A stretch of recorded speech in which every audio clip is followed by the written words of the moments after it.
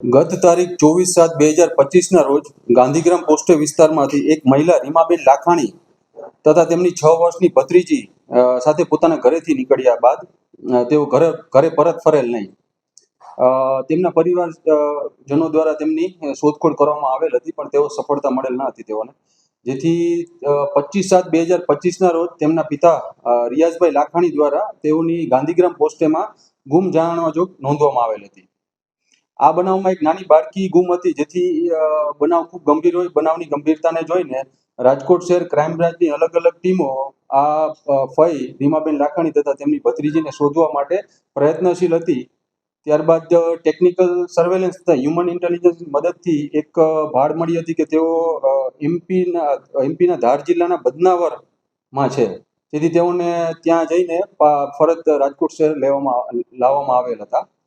અહીંયા લાવ્યા બાદ જ્યારે રીમાબેન લાખાણીનું આ બાબતે નિવેદન લેવામાં આવેલ, ત્યારે તેમને જણાવેલું હતું કે 24/7/2025 રોજ જ્યારે તેઓ તેમની ભત્રીજીને લઈને રેસકોર્સ ગયા હતા, ત્યારે કોઈ અજાણ્યા શખ્સ દ્વારા તેમની ભત્રીજીના ગળે ચાકુ રાખીને તેમનું તથા તેમની ભત્રીજીનું અપહરણ કરવામાં આવેલું હતું.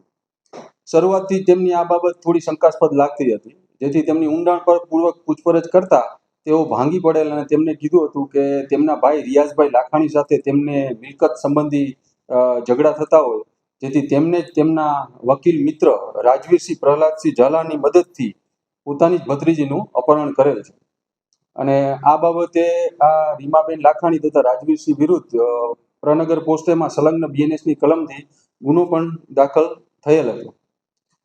ઉપરોક્ત ગુનામાં રીમાબેન લાખાણીને અટક કરવામાં આવેલ હતા. ત્યારબાદ ગઈકાલ તારીખ 3/8/2025 રોજ રાજવીરસિંહ પ્રહલાદસિંહ ઝાલાને પણ ઉજ્જૈન જિલ્લાના વડનગરના ગીતા હોસ્પિટલમાંથી તેમને પણ પકડવામાં આવેલ છે.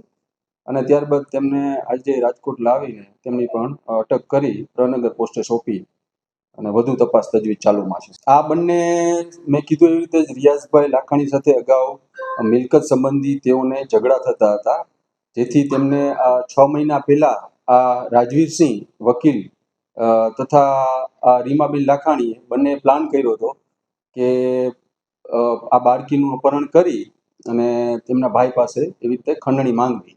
વકીલનો આમાં આર્થિક હિત છુપાયેલો હતો. હજી સુધી તપાસમાં વધુ આપણે અત્યારે એમના રિમાન્ડ માટે નામદાર કોર્ટમાં મોકલ્યા છે. રિમાન્ડમાં વધુ પણ હજુ ખુલાસા થશે ત્યારે આપણે જણાવવામાં આવશે. વકીલ તેમની સાથે જ હતા.